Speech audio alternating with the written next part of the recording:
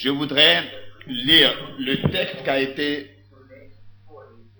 donné comme fondement de cette prédication. D'abord, Éphésiens chapitre 1, verset 13. En lui, vous aussi, après avoir entendu la parole de la vérité, l'évangile de votre salut, en lui vous avez cru. Et après avoir cru, vous avez été scellés du Saint-Esprit qui avait été promis.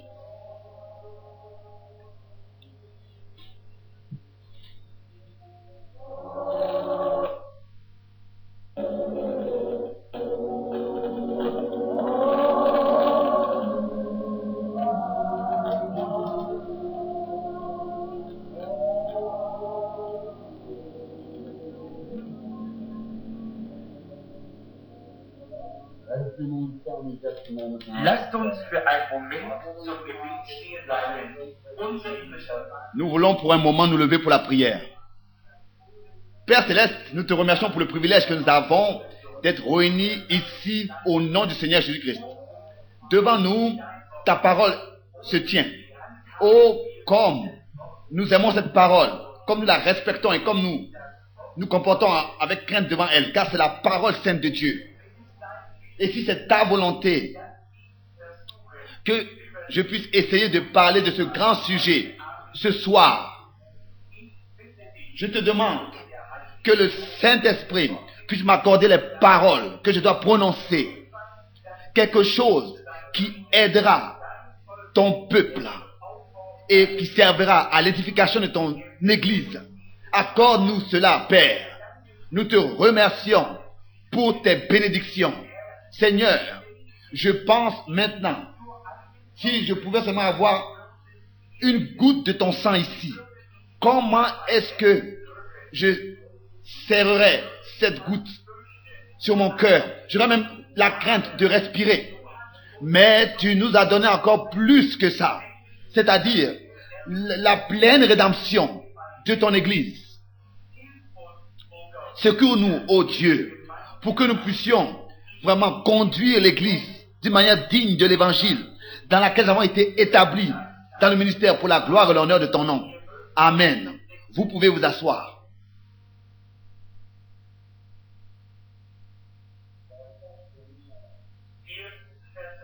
Nous faisons confiance au Seigneur Jésus de ce que il envoie ses bénédictions sur nous. Il y a quelques minutes d'ici, j'avais là-bas dans la pièce à côté une expérience qui m'a ébranlé. Combien connaissent Reinhold Rothschild? Il avait prêché très durement et à haute voix, et il a eu des problèmes corporels. Je me rappelle alors que le frère Reinhold se tenait sur la plateforme et que l'ange de l'Éternel avait apparu, était descendu devant des milliers de personnes, alors que le docteur Bess et frère Box étaient en train de débattre sur mon ministère, et il disait que ces gens qui croient à la guérison divine sont que des gens qui jouent un rôle de saint. Il pensait que cela, dans ce temps présent, n'est plus possible. Alors le frère Bosworth lui a demandé combien de baptistes sont ici, qui ont été guéris dans ces campagnes d'évangélisation. Et à peu près 400 personnes se sont levées. Vous voyez? Alors j'ai dit, mes littératures ont été traduites en plusieurs langues et publiées.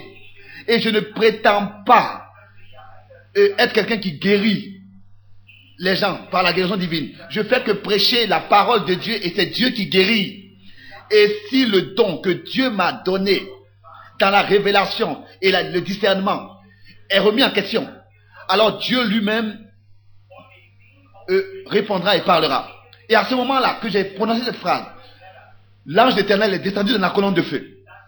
Le frère Harold Whitchich me disait d'arrêter de prêcher à haute voix et dure et longtemps.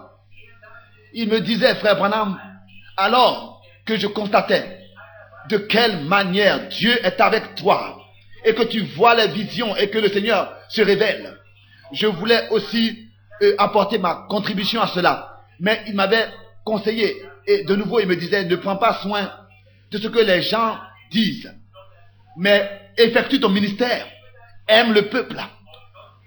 Et Dieu va prouver qu'il t'a envoyé. Ce grand sujet, la marque de la bête et le sceau de Dieu, nous avons déjà entendu parler beaucoup de ces choses. Et moi-même, j'ai vu toutes sortes de dessins sur ces sujets. Il n'y aurait pas assez de place ici pour mettre tous ces dessins, ces imaginations sur la plateforme. Mais pour moi, ces sujets sont tellement simples. Et pour tous ceux qui voient ces sujets dans les Saintes Écritures, je me suis écrit quelques versets bibliques que je voudrais vous lire, pour que vous puissiez aussi vous les noter. Bon, c'est un grand sujet. Et je crois que c'est un sujet nécessaire sur lequel nous devons enseigner. Nous avons eu des réunions d'évangélisation, des réunions de guérison. Maintenant, c'est le temps de l'enseignement. Pour que ce sujet est fondé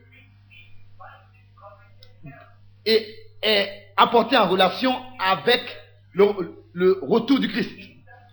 Ici est le frère Schmidt. Est-ce que c'est ta femme qui est à côté de toi? Oui, que Dieu vous bénisse. Je dis qu'à chaque fois, à côté de chaque homme bien, il y a une femme bien.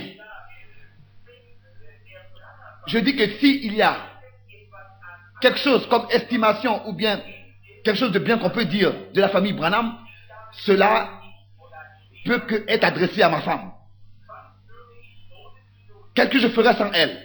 Elle a des cheveux blancs, elle se tient toujours entre moi et les hommes. Une femme est quelque chose de merveilleux. Si Dieu aurait pu donner quelque chose de meilleur à l'homme, il l'aurait fait.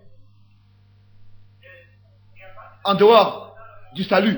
Et l'homme sage, Salomon disait, celui qui a trouvé une femme, il a trouvé quelque chose de bien, de bon. C'est la chose la meilleure que Dieu, en dehors du salut, ait pu nous donner. D'abord, je voudrais vous dire ce que c'est que le sceau de Dieu et la marque de la bête. Je crois que les Écritures soutiennent ces sujets. Je crois que ces deux grandes choses bientôt vont arriver à leur point culminant. Et le monde, dans le présent, est saisi de ces deux réalités. La marque de la bête et le sceau de Dieu. Il y en a qui le voient dans le futur, d'autres dans le passé. Mais nous sommes au milieu de ces choses. Nous sommes dans ces choses. Le sceau de Dieu, c'est le baptême du Saint-Esprit et de feu. Et la marque de la bête est reçue par ceux qui rejettent l'expérience originale du baptême d'esprit et de feu. Et ces deux choses sont présentes. Dans la fin des temps, chacun va ou alors recevoir l'une ou l'autre, ou alors la marque de la bête, ou alors le sceau de Dieu. Car tous ceux qui n'avaient pas le sceau de Dieu recevaient la marque de la bête. Tous ceux dont leur nom n'était pas écrit dans le livre de l'agneau immolé avant la fondation du monde. Bon, ces deux grandes choses, nous allons d'abord venir à parler du sceau de Dieu. Qu'est-ce que c'est qu'un sceau? D'abord, nous voyons que dans la Bible et dans les temps anciens, un sceau était une signature d'un homme, la signature d'un homme quelconque. Dans les temps passés, où les gens n'étaient pas instruits comme aujourd'hui, ils avaient un sceau en tant qu'une bague qu'ils portaient. Et ce sceau était une confirmation. C'était au lieu de leur signature. Cela remplaçait leur signature. Personne n'avait le droit de copier un sceau. Sinon, cela était condamnable. C'est la même chose encore aujourd'hui. Si on voudrait falsifier une signature, chacun a son propre sceau. Et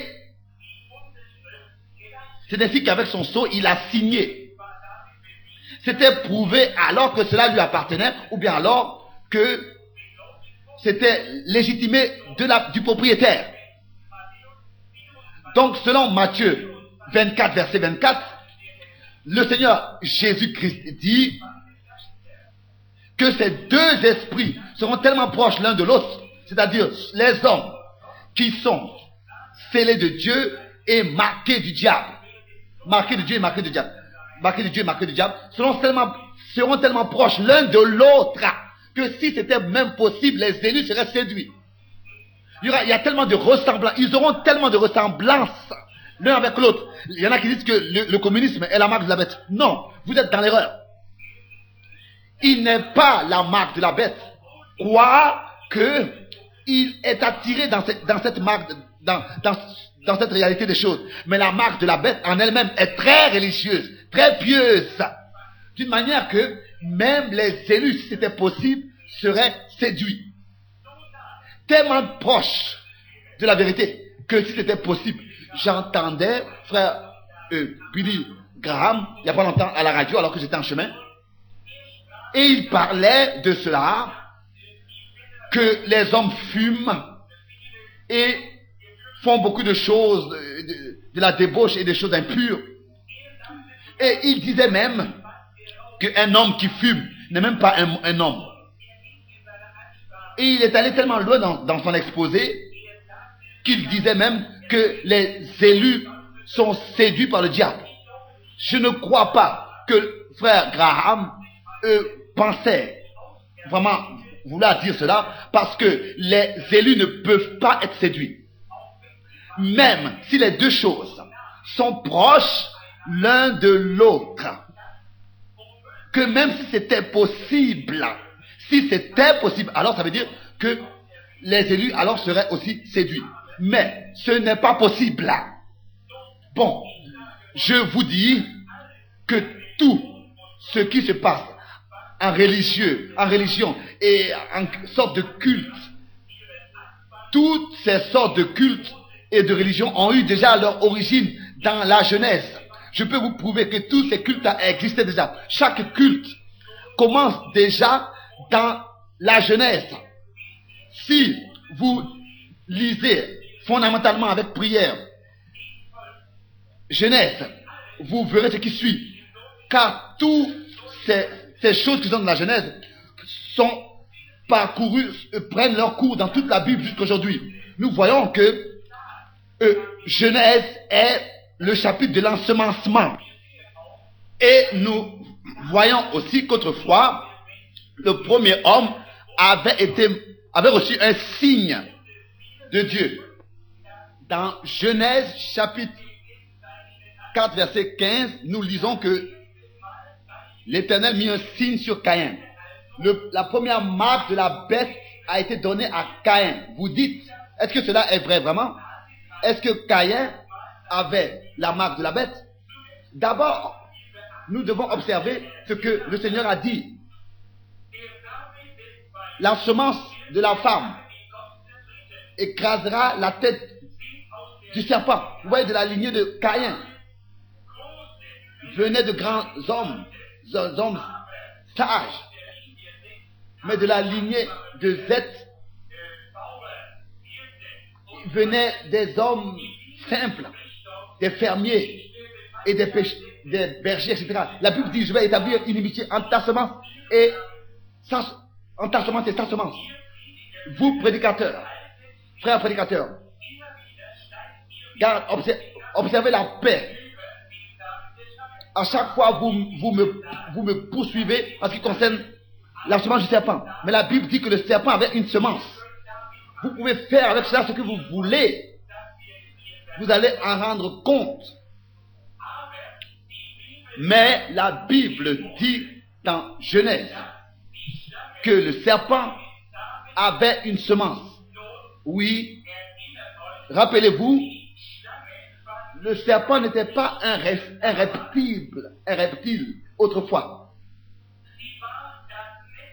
Il était l'animal le plus proche de l'homme.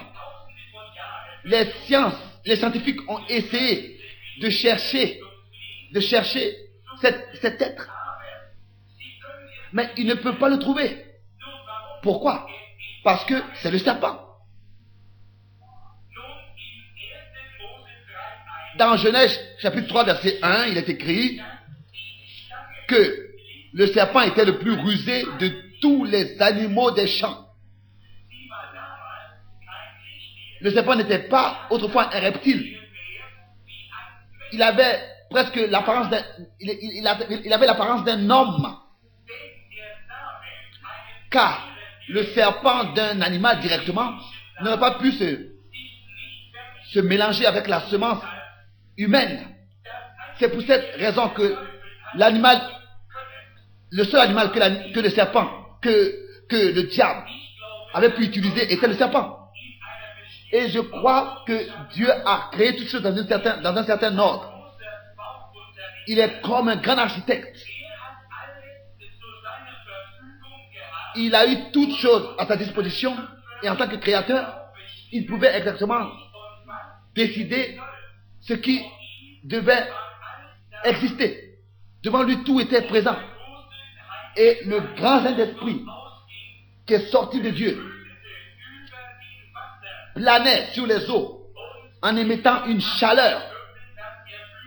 Et s'il y en a qui prétendent qu'il avait des ailes, alors qu'il n'avait pas des ailes, alors qu'il n'avait pas d'ailes, il est dit qu'il planait sur la surface des eaux. Et Dieu a appelé à l'existence l'une après l'autre. Et en tant que créateur, il pouvait faire ce qu'il voulait. Bien sûr, il a appelé à l'existence toute la création, les fleurs, les animaux. C'est lui qui a créé toutes choses. Toujours plus et toujours plus et toujours plus. Jusqu'à qu'il ait créé l'homme à son image. Quelque chose de plus grand ne pouvait pas être créé que quelqu'un créé à l'image de Dieu. Ensuite, Dieu a dit que chaque semence produit selon son espèce. Bon, cet homme, nous voyons que le péché n'a pas commencé sur terre, mais au ciel. C'est-à-dire, c'est là-bas que Satan a commencé. Et il a été précipité ici sur cette terre, et il a continué ici en voulant atteindre son but, son ambition. Dieu l'a précipité sur cette terre. Et alors, il est entré dans le serpent et il a utilisé le serpent. Vous voyez, ces choses-là sont continues dans le mystère de Dieu. Et chacun qui est assez humble, Dieu va lui révéler ces choses. Le serpent était réellement, se tenant sur deux pieds, était l'animal le plus proche de l'homme. Comme il est écrit ici, le plus rusé de tous les animaux des champs. Un signe a été mis à Caïn. Vous dites, mais comment est-ce que Satan a pu utiliser le serpent? Si vous lisez dans 2 Corinthiens chapitre 11, il est écrit qu'il peut aussi apparaître comme un ange de lumière. Vous ne devez pas sous-estimer Satan. Il a toutes sortes de moyens pour atteindre son but. Bon. Si nous voulons un peu observer la lignée de Caïn, Caïn a été le premier meurtrier. Il était le premier qui avait en lui de la jalousie. Qui veut me dire d'où venait cette nature en Caïn? Vous voyez, si Adam était le fils de Dieu, c'est ainsi que la Bible dit. D'où alors est venue cette nature qu'avait Caïn? D'où est venu le meurtre en lui et la jalousie? Cela ne pouvait pas venir d'Adam, car Dieu avait créé Adam. Cela est venu de Satan, car Caïn était le premier meurtrier. Il était le premier avec de la jalousie. Et en lui, la nature de Satan a été manifestée. Vous voyez? Et il était aussi le premier qui a reçu une marque. Dieu lui a donné un signe. Et il s'était éloigné de la face de l'Éternel. Remarquez cela. Après que Dieu lui a donné un signe, il a été éloigné de la face de l'Éternel. Vous tous, remarquez bien cela. Car cela est très très important. Il s'est éloigné de la présence de Dieu après avoir reçu ce signe. Là-bas, il s'est pris une femme. Ça, c'est une image merveilleuse des églises. Ils s'éloignent après avoir reçu un signe de l'Éternel. Ils sortent de la présence de Dieu et ils prennent une femme de ce monde. Bon. Nous voyons ensuite que Abel, le frère de Caïn, a été frappé par son frère, par Caïn.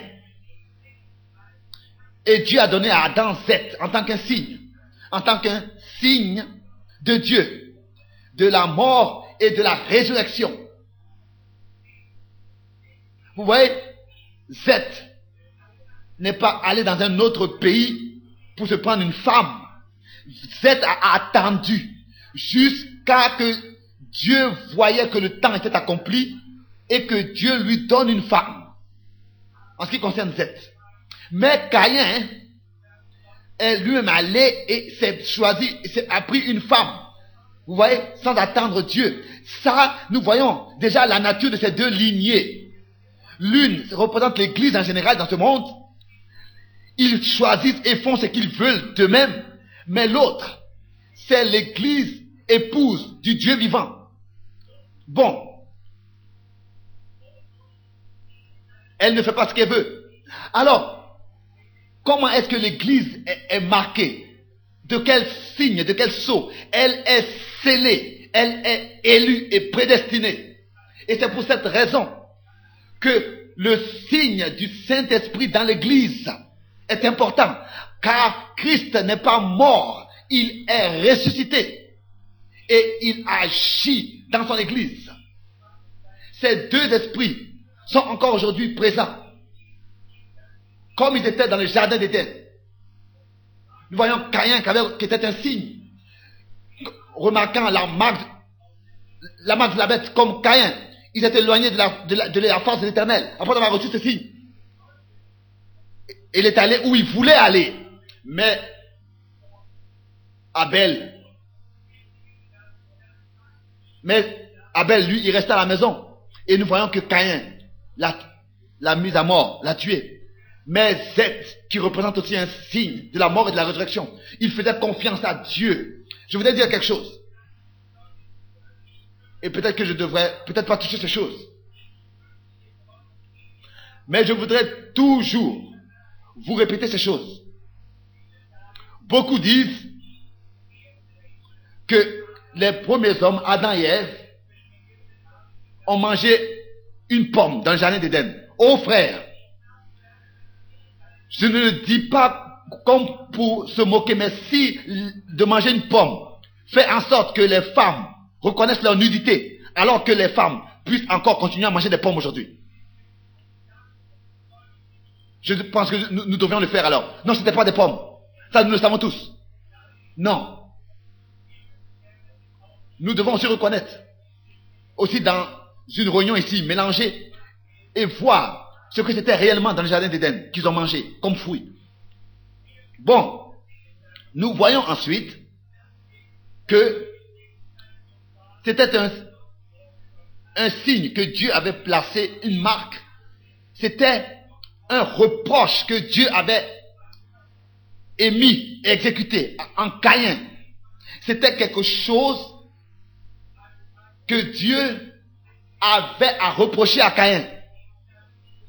L'une, c'est le sceau de Dieu, c'est-à-dire Dieu applique son sceau par son Saint-Esprit, c'est-à-dire sur son Église. qui vraiment lui appartient. Le sceau du Saint-Esprit est la preuve de Dieu que nous lui appartenons pour toute l'éternité. Mais Caïn a reçu un signe de Dieu, de l'Éternel, et s'est éloigné de la face, de la présence de Dieu. Et Seth, qui prit la place d'Abel, était un signe. Seth était un signe de la résurrection. Alors, nous voyons que ces deux signes, l'un, c'est le signe du bon plaisir de Dieu qui se repose sur les véritables croyants, et l'autre, c'est la marque de Dieu adressée à ceux qui ne plaisent pas à Dieu. Ces deux signes commencent déjà là-bas, ont leur origine dans la Genèse, et toutes choses ont leur commencement dans la Genèse et vont jusqu'à l'Apocalypse. Ce matin, j'ai eu à parler de cela, du sacrifice, du sang, du sacrifice qui a été apporté tel que Abel a apporté son sacrifice. Et comment que tout cela se parcourt dans toute la Bible, même de Babylone. Cela commence dans Genèse, au milieu de la Bible, et jusqu'à l'Apocalypse, il est parlé de Babylone. Donc, tout a son commencement dans la Genèse. Genesis, ça veut dire le commencement. Même dans l'arche, vous voyez la colombe et vous voyez le corbeau. Les deux sont des animaux, des oiseaux, les deux peuvent voler. Mais le corbeau est un hypocrite. Vous avez posé la question, mais pourquoi est-ce qu'il était un hypocrite? Oui, un corbeau peut, pendant une demi-journée, s'asseoir sur un cheval mort, un cadavre de cheval mort, et manger une demi-journée, là, ce cadavre, et l'autre moitié de la journée, manger avec la colombe ensemble du blé. Mais la colombe n'a pas les organes nécessaires pour se nourrir d'une telle nourriture de ce cheval mort, cette nourriture morte. Et c'est la différence. La colombe ne peut pas manger avec le corbeau, quoique le corbeau peut manger avec la colombe. Et c'est encore la même chose avec parmi les croyants. Chaque homme qui est véritablement baptisé d'esprit et de feu ne peut pas avoir part aux choses de ce monde et se nourrir des choses de ce siècle. Celui qui prend part aux choses de ce monde est un hypocrite exactement comme le corbeau. Vous voyez, quoique ces deux oiseaux étaient ensemble dans l'arche, j'aime parler de ces exemples de la nature. Est-ce que vous savez que la colombe n'a jamais besoin de prendre un bain? La colombe a en elle une huile qui la purifie et la nettoie de l'intérieur à l'extérieur, et de tout le niveau. Elle se conserve pure et propre par cette huile qui est en elle. Vous savez, c'est une huile qui est dans son corps. C'est comme ça aussi avec l'église du Dieu vivant. Elle est remplie du Saint-Esprit. L'huile qui conserve l'église pure et sainte dans la parole de Dieu, dans la présence de Dieu. Le Saint-Esprit, la présence de Dieu dans la vie des croyants les conserve purs et saints devant la face de Dieu. Oh, il faut que cela vienne de l'intérieur à l'extérieur et devienne visible à l'extérieur. Il ne s'agit pas de ce que nous prétendons de nos lèvres, mais la question est à poser: est-ce que Dieu a pu sortir tout ce qui n'est pas en ordre en nous et que nous soyons remplis de son Saint-Esprit? Car la Bible dit dans Romains chapitre 8 qu'il n'y a plus de condamnation en ceux qui sont en Christ. Pour ceux qui ne marchent pas selon la chair, mais ceux qui marchent selon l'Esprit, ce sont ceux-là qui sont véritablement en Christ. Comment est-ce que nous entrons en Christ? Selon 1 Corinthiens chapitre 12, par un seul esprit, nous avons été abreuvés, baptisés dans un seul esprit, dans le corps du Christ, pour pouvoir être en Christ. Vous voyez, Dieu ne peut plus nous condamner. Il nous a déjà condamnés, selon Romains 8, la condamnation, le péché a été condamné dans la chair, en Jésus-Christ. Nous avons été condamnés en Jésus-Christ, et nous lui appartenons éternellement, et nous avons reçu la vie éternelle. Et il y a seulement une seule forme de vie éternelle, elle est uniquement en Dieu, mais manifestée en Jésus-Christ. Nous sommes passés de la mort à la vie. Celui qui est dans l'Ancien Testament, tel qu'il est écrit, tel qu'il est écrit dans l'Ancien Testament, quand je verrai le sang, je vous épargnerai. Celui qui est né de Dieu ne pêche pas. Il ne peut pas pécher. Car la semence, le germe de vie de Dieu est en lui. Il ne peut pas pécher. Vous voyez? Vous n'avez pas vu vous n'avez jamais vu un oiseau qui est une fois noir et une fois blanc. Ou alors vous êtes un pécheur, ou bien alors vous êtes sanctifié en Christ. Ou bien alors vous êtes en Christ, ou alors vous n'êtes pas en lui. Si vous êtes en lui, alors le sang de Christ coulé à Golgotha est suffisant pour vous. Et il a dit, Père, pardonne-les, car ils ne savent pas ce qu'ils font.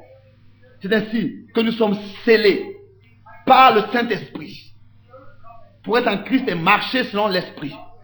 Revenons au commencement avec la colombe et le corbeau comme Caïn et Abel. C'est déjà un type entre Judas et Jésus. Bien sûr, tel que Caïn avait tué Abel après que le sacrifice avait été apporté et agréé sur l'autel. Selon Hébreux chapitre 11. Si nous voulions seulement avoir raison fondamentalement, alors Caïn en fait avait aussi raison. Car, comme souvent je le dis, je rencontre les fondamentalistes et les pentecôtistes. Les uns ont beaucoup de courage et les autres ont de la puissance. Si ces deux-là se rassemblent, c'est comme si l'un aurait de l'argent dans la banque et ne peut pas écrire de chèque, et l'autre peut écrire des chèques mais n'a pas d'argent dans le compte. Vous avez le feu du Saint-Esprit, vous avez reçu le feu du Saint-Esprit, mais vous n'êtes pas resté assez tranquille pour que l'Esprit puisse vous conduire. Comment est-ce que les dons doivent être exercés et utilisés et sa vie manifestée? À chaque fois que Dieu déverse son esprit, on peut écrire après cet événement d'une manière nouvelle les actes des apôtres. Alors pourquoi est-ce que vous avez seulement la joie? C'est merveilleux, mais la puissance doit être aussi manifestée. Vous voyez, Caïn, on pourrait dire qu'il était religieux car il a apporté à Dieu un sacrifice. Bien sûr, si c'était seulement selon l'extérieur, selon la forme, alors Caïn était exactement juste comme Abel. Mais il s'agit ici d'une révélation spirituelle.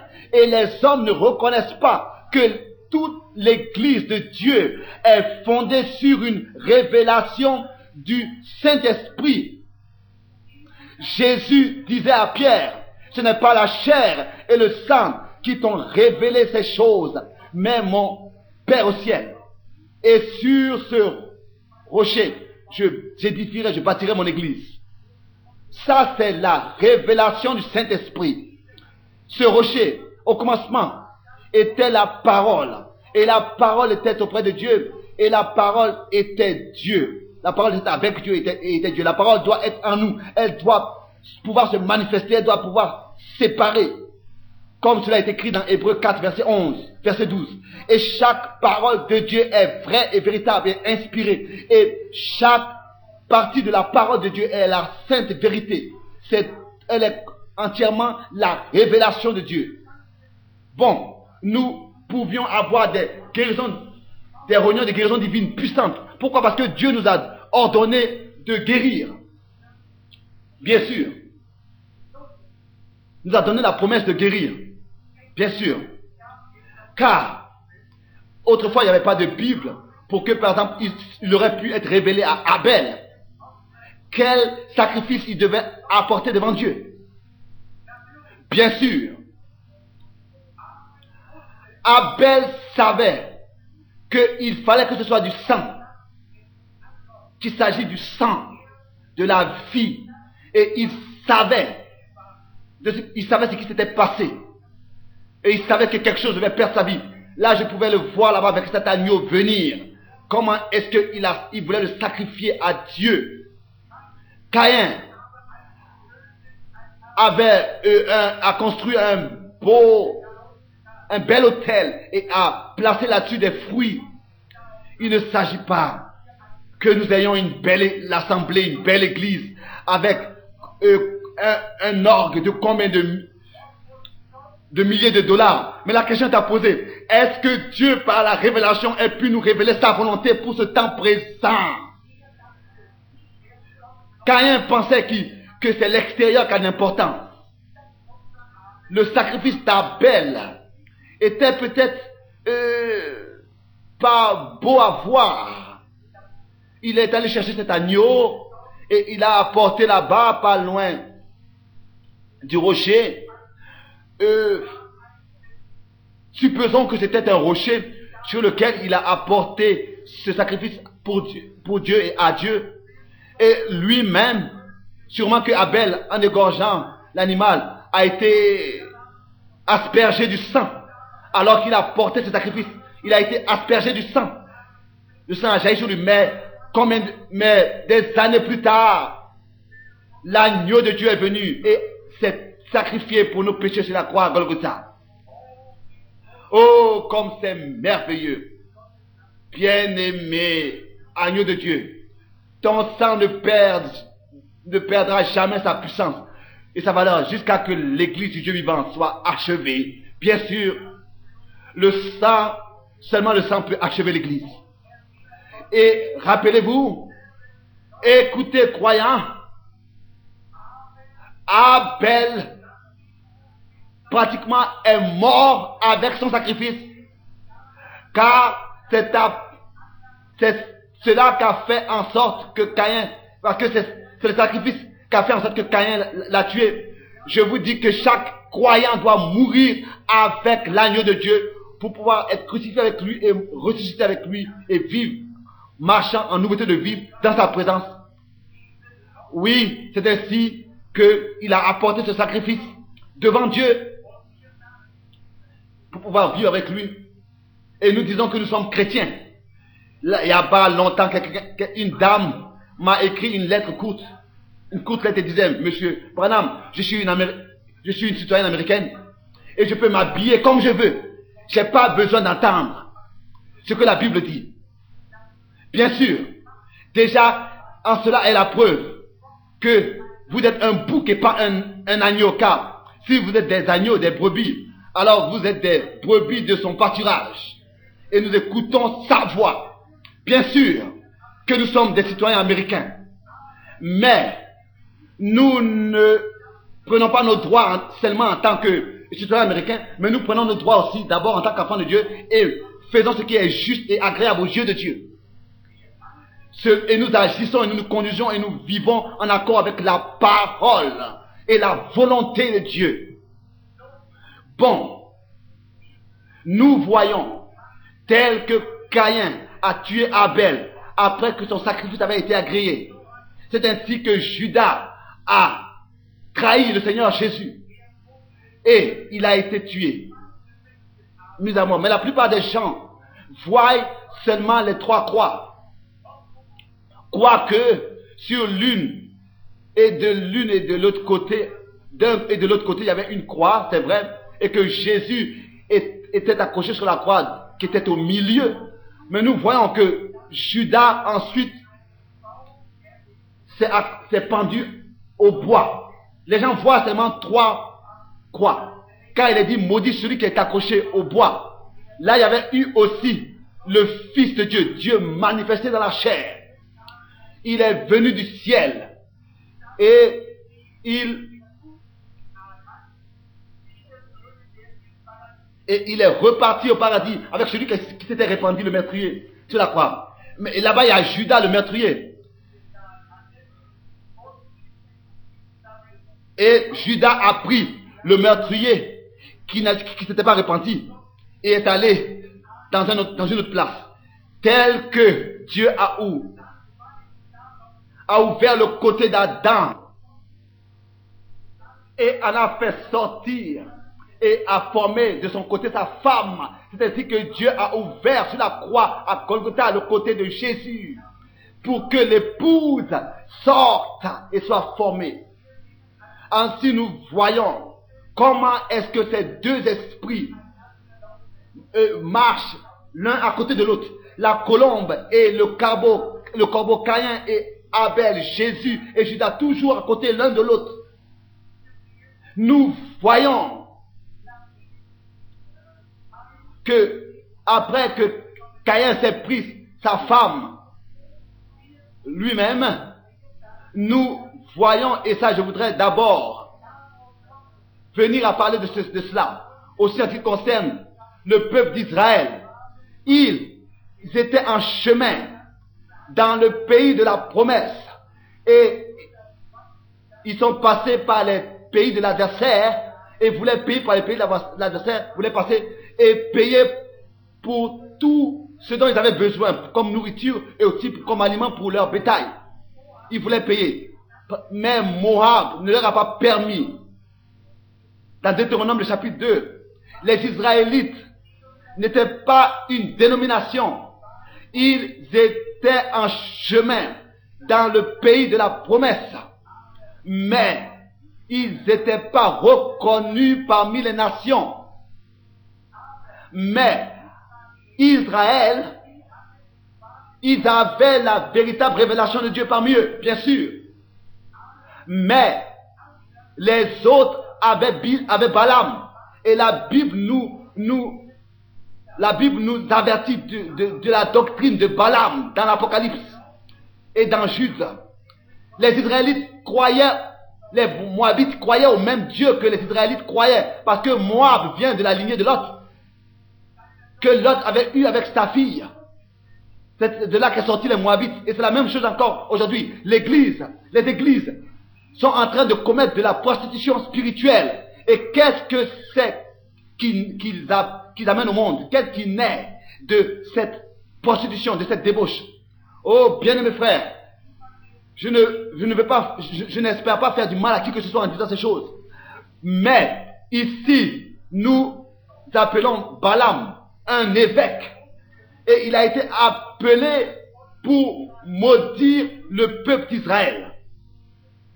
Car ils avaient les bénédictions de Dieu parmi eux. Ils avaient le serpent des reins parmi eux. Ils avaient les bénédictions de Dieu là-bas. Mais Balaam devait les maudire. S'il vous plaît, soyez attentifs à cela. Fondamentalement, Balaam était exactement dans le juste, comme aussi les Israélites étaient droits, parce que Balaam a aussi construit cet autel. Balaam a apporté aussi ses sacrifices sur les autels, exactement comme extérieurement les Israélites le faisaient.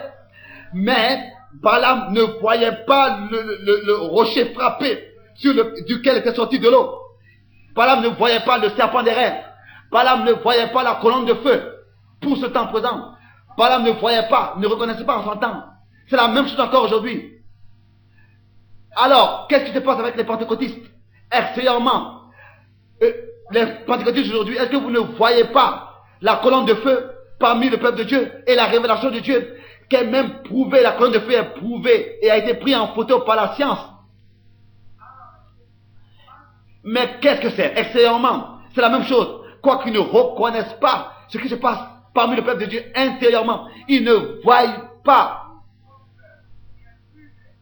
que dans l'expiation, par le sang ils ne voient pas que l'expiation est continue dans le sang du sacrifice. Car dans le sang, il y a la vie. Tous, pourquoi? Parce qu'ils sont marqués. Ils ont reçu un signe de l'Éternel qui les éloigne de ce qu'il fait. Vous voyez, Dieu doit appeler toutes choses par son nom. Mais Dieu maintenant travaille avec l'individu. Je crois que l'expérience de la Pentecôte est pure, est vraie. Mais nous voyons ici Moab.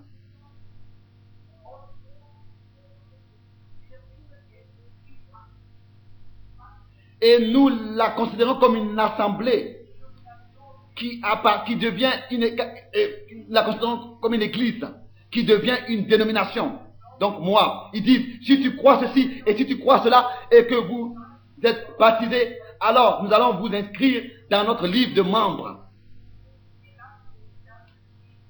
Alors ils se laissent apprendre on leur explique la confession de foi des différentes assemblées.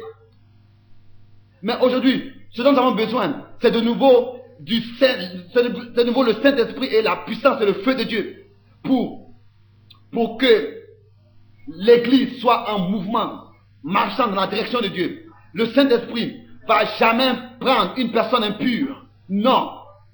Dieu d'abord nous purifie et nous sanctifie pour pouvoir nous utiliser et nous remplir de son esprit, car nous appartenons au corps mystérieux de Jésus-Christ, étant baptisés par le Saint-Esprit dans le corps de Christ. Bien sûr, nous devons expérimenter d'abord le baptême d'eau, c'est vrai, mais dans le corps du Christ, nous sommes baptisés par le Saint-Esprit pour être baptisés dans le corps, pour être en fonction par le corps, par la tête, être utilisé par la tête. Il y a une femme qui voulait être baptisée. Je voyais ses cheveux en désordre et je lui ai dit, mais ces cheveux bizarres. Je lui ai dit, mais sœur, tu n'es pas en possibilité de te laisser baptiser. Nous sommes responsables devant Dieu de ce que nous faisons. Elle avait des cheveux bizarres, on doit le dire. Il n'y a pas longtemps, il y avait une autre sœur qui voulait chanter un cantique. Et moi aussi, j'ai dû lui dire, tu n'es pas dans la possibilité de chanter dans l'église devant les saints. Ce dont nous avons besoin aujourd'hui de nouveau, c'est l'ordre de Dieu dans l'église. Comme auparavant, un nègre priait et disait, oh Seigneur, utilise cet homme, prends-le et utilise-le, mais d'abord, remplis-le de ton Saint-Esprit et de ton feu. Bien sûr, comme auparavant, dans les grandes fermes, on marquait les seaux qui appartenaient aux différents fermiers. Quelqu'un me disait, est-ce que c'est pas quelque chose de terrible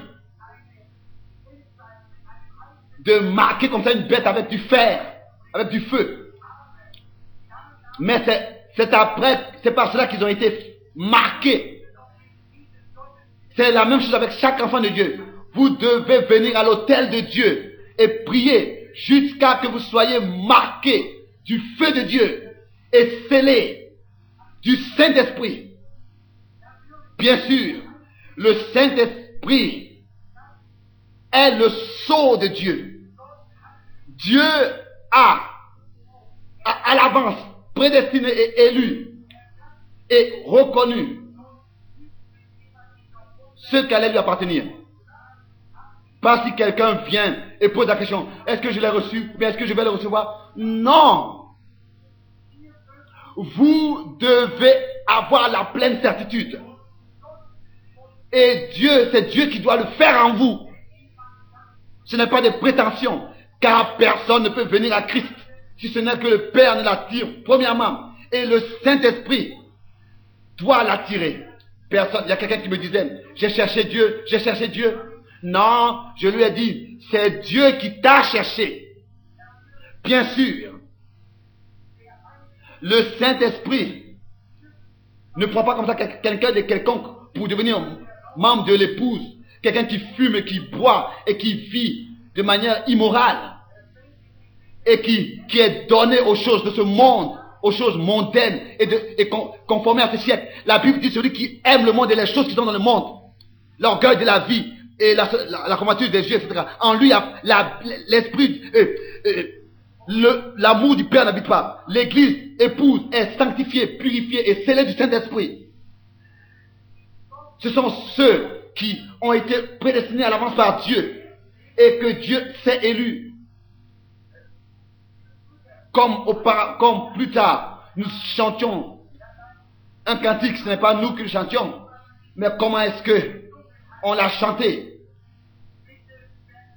S'il vous plaît, pardonnez-moi si maintenant je répète cela. Il est écrit dans ce cantique, viens et prends part au souper avec nous, viens et prends part au repas avec nous. Même si vous êtes encore dans le monde, venez. bon, si vous vivez encore selon le monde, venez.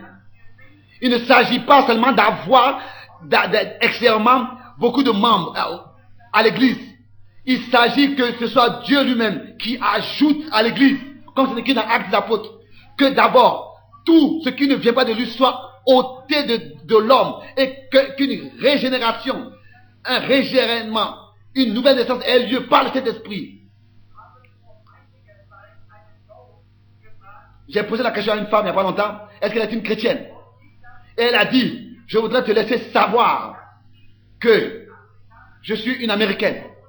Et le frère Bosford me disait, alors qu'il posait la question à quelqu'un, la femme lui a dit, je te laisse savoir que chaque soir, j'allume une bougie.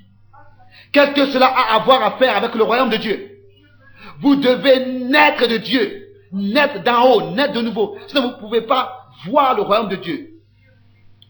Alors nous voyons, du temps, alors que Jésus était sur cette terre, Judas était aussi là. Bien sûr. Et les deux étaient même dans la même assemblée et marchaient les deux sur cette terre. Et alors que le Saint-Esprit avait été répandu et était diffusé, à ce même moment-là, déjà l'Antichrist, l'esprit d'Antichrist était déjà manifesté. Car Jean dit dans la Bible que l'esprit Antichrist était là autrefois déjà. Jean le dit dans sa première épître. Vous voyez? Et aujourd'hui,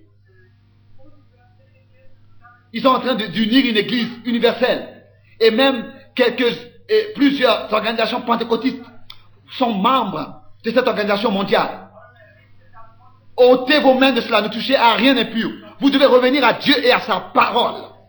Vous allez voir, ils sont en train maintenant de former la marque de la bête.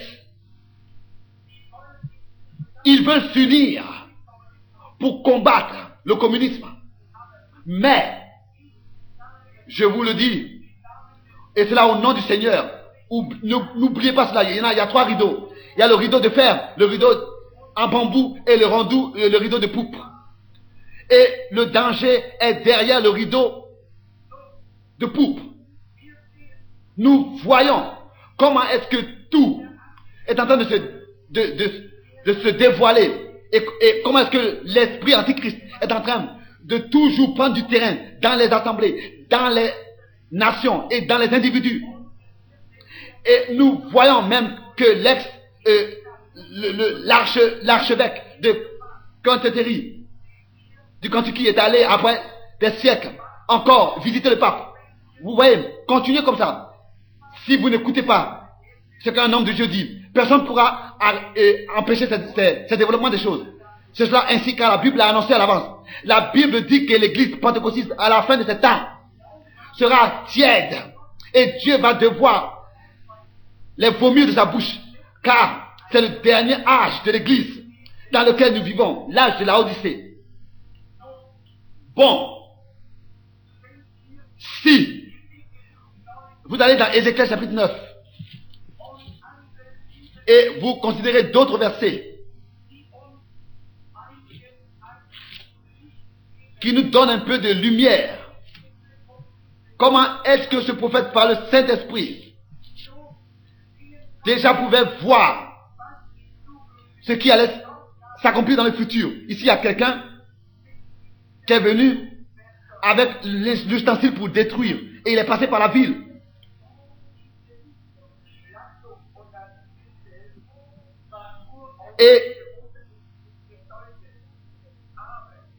Et il devait passer au milieu de Jérusalem et faire une marque sur le front des hommes.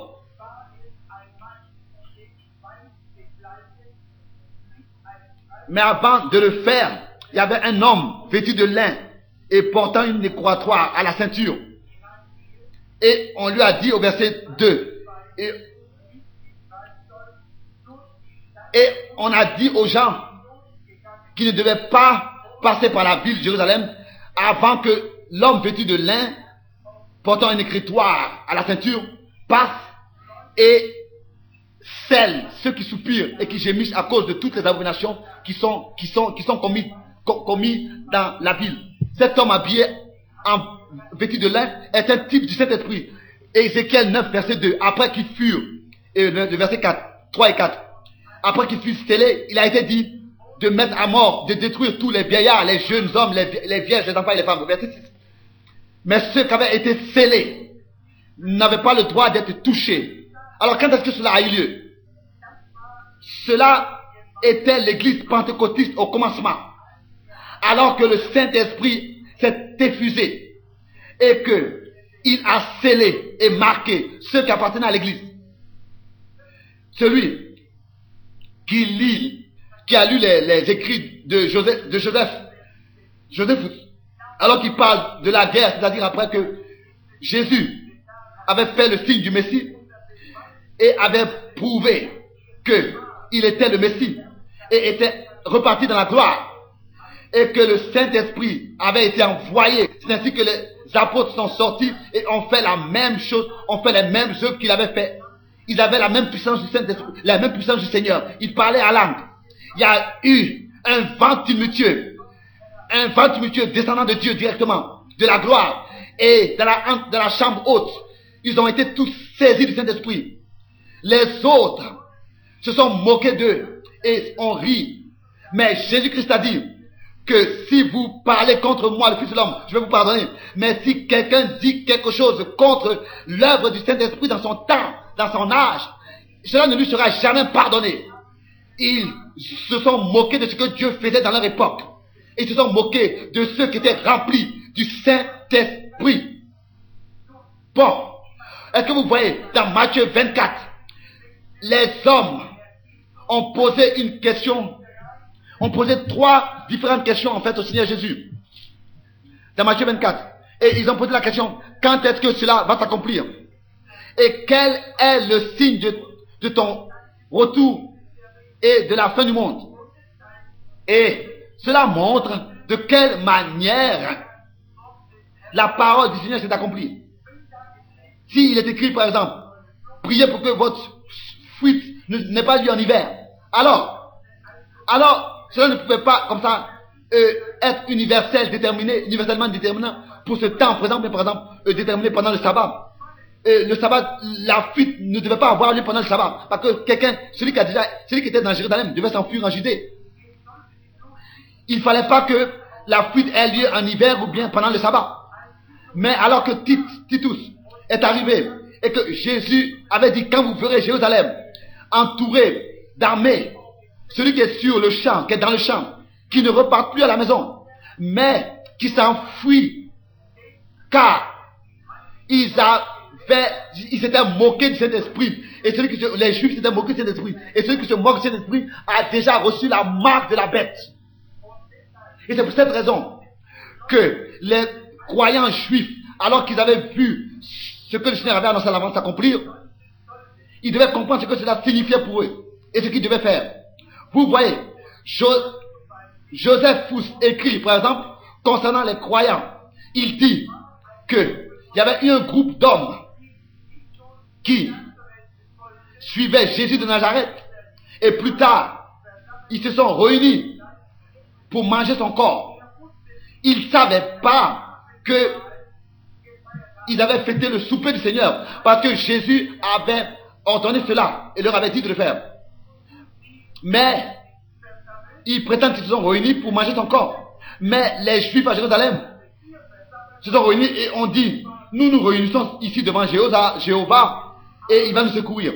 Mais en fait, ils s'étaient déjà moqués du Saint-Esprit et s'étaient moqués avec la puissance de Dieu et le sang de l'alliance. Car le Seigneur Jésus-Christ avait déjà manifesté depuis longtemps qu'il était le Messie et ils l'ont désigné de Belzébus et d'un démon et pensaient qu'il était le Satan et qui faisait des miracles liés avec un esprit satanique. Si Dieu le veut, je vais vous montrer, et c'est là demain soir, que l'Amérique a fait la même chose dans ces derniers 40 ans. Ils se sont moqués de ces hommes-là, les pentecôtistes. Et il leur a donné toutes sortes de désignations. Ils se sont moqués d'eux. Mais qu'est-ce qui s'est passé dans les derniers jours? Ils se sont moqués de ceux qui ont reçu et qui prennent part à ce que Dieu fait. Je ne suis pas d'accord, par exemple, avec mon ami Duplessis. Il prétend que les presbytériens, comme ils le disent, désirent aussi le parler en langue et l'œuvre du Saint-Esprit en tant que dénomination. Pourquoi est-ce qu'il y a 40 ans ici, ils n'ont pas accepté? Pourquoi est-ce que maintenant ils prétendent l'accepter? Ils ne vont jamais le faire. Et chaque dénomination est morte en elle-même. Ça c'est vrai. Aujourd'hui ils prétendent accepter ce que Dieu fait. Aucune dénomination ne pourra se relever. Aucune dénomination. Vous les assemblées de Dieu, vous avez eu vos jours. Vous les unités unies, vous avez eu vos jours. Vous les assemblées de Dieu, toutes les différentes dénominations, vous avez eu vos jours. McPherson, vous avez eu leur temps. Bien sûr. C'est vous qui avez formé toutes ces différentes dénominations selon le modèle catholique. Vous les baptistes, vous les presbytériens. Mais Dieu va appeler les cœurs assoiffés et qui ont faim à sortir de partout et les bénir et les remplir du Saint-Esprit et les sceller de son Saint-Esprit. Bien sûr, les autres ont déjà reçu la marque de la bête. Ils ont déjà montré leur vraie couleur. Et le Messie frappe de nouveau de la même manière à la porte. Mais ils sont en train de blasphémer encore et de se moquer. Dans quel temps nous vivons en fait maintenant? Oh mes frères, j'espère que vous ne pensez pas que je ne sais pas ce que je fais et ce que je dis. Mais le retour du Seigneur est devant la porte. Et le Seigneur a de nouveau donné le signe du Messie. Qu'est-ce que Jésus a parlé des vierges qui se sont endormies?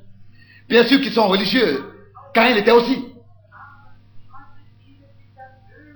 Mais elles ont manqué d'huile. L'huile manquait dans leur lampe, diminuait. Et alors il est écrit que ils ont dit aux vierges sages, donnez-nous de votre huile. Et rappelez-vous, dans Matthieu 25, pendant que les vierges folles sont allées chercher de l'huile, les vierges sages ont été pris dans le repas de noces. Si les presbytériens et tous ces différents groupes aujourd'hui viennent et prétendent prendre part à ce que Dieu fait et chercher l'Esprit de Dieu et la puissance de Dieu, alors je vous dis que c'est un signe pour nous du retour de Christ. Préparez-vous et rendez propre et nettoyez vos lampes et ayez assez d'huile. Car le temps de l'enlèvement est proche. Amen. Sortez de parmi eux. Vous voyez, tout n'est pas encore comme ça doit être dans l'ordre de Dieu. Qu'est-ce que c'est qu'un croyant? Vous voyez, comme la mèche est dans l'huile et de l'autre côté de la mèche il y a la lumière. C'est ainsi que nous sommes baptisés dans la plénitude du Saint-Esprit et le feu de Dieu brûle et la lumière de Dieu qui est la vie jaillit à la fin des temps. C'est-à-dire la même vie du Christ qui doit être manifestée par la vie des croyants. Ô église d'épouse, préparez-vous. L'heure est là. Dès que la mèche est dans l'huile et de l'autre côté de la mèche il y a le feu qui brûle. C'est quand ils sont allés chercher de l'huile que l'époux est venu prendre les siens qui étaient prêts. Mais les autres se sont moqués du Saint-Esprit dans ces dernières 40 et 50 ans. Toujours de nouveau, se sont moqués de la véritable œuvre de Dieu dans leur temps présent. Et c'est maintenant qu'ils prétendent vouloir prendre part à ça. Mais au moment où ils ont commencé à prétendre vouloir prendre part à ça, c'est à ce moment-là que nous devons, je vous dis, préparer nos lampes et avoir assez d'huile. Le temps est arrivé où nous devons nettoyer nos lampes. Vous qui avez expérimenté une véritable Pentecôte, craignez, car il y en a qui ont des lampes sales et il y a la mèche est sale, elle ne permet plus que la flamme soit propre et claire. Permettons au Saint-Esprit de se manifester dans l'église, que ce soit l'Esprit qui agisse, qui parle et qui agisse, que les signes et les miracles se manifestent, que la vie de Dieu soit manifestée.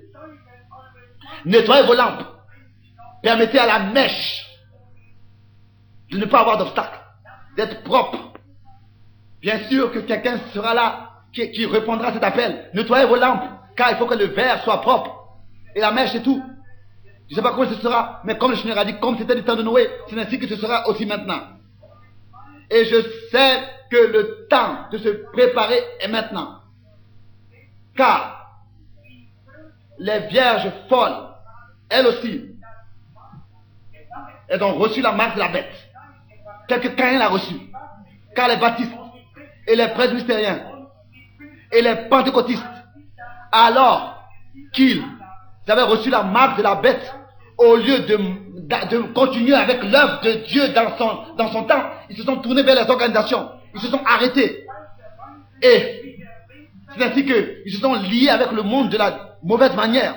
Bien sûr, ils s'habillent comme le monde, ils se conforment à ce monde, ils s'habillent selon le modèle d'Hollywood. Comme le monde le fait, ils font comme le monde le fait. Ils vivent comme le monde le fait. Et vous dites que je suis toujours en train de me mettre en colère contre les femmes. Mais chaque homme qui permet à sa femme de fumer et de s'habiller d'une manière qui n'est pas décente, avec des jupes dont on voit les genoux et toutes sortes de choses, ce n'est même pas un mari. C'est vrai. Alléluia. C'est vrai.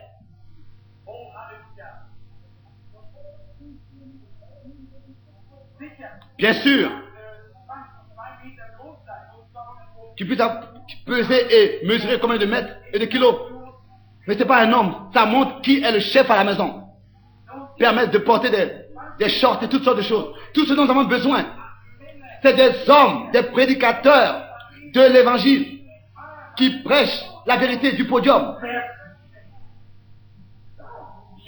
Chacun qui est véritablement appelé de Dieu, il doit prêcher la parole de Dieu. Et si des femmes coupent leurs cheveux, c'est immoral.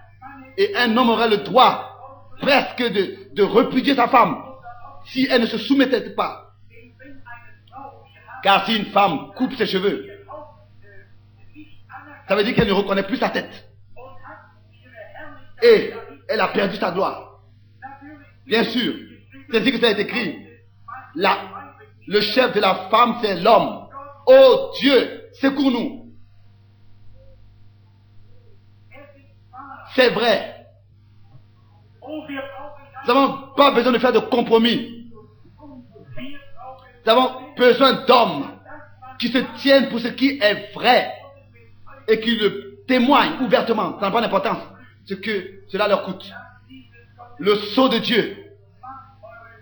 Préparez vos lampes. Rendez-les en ordre et propre. Que tout soit frais et pur et propre. Oh, quel temps terrible. C'est obscur.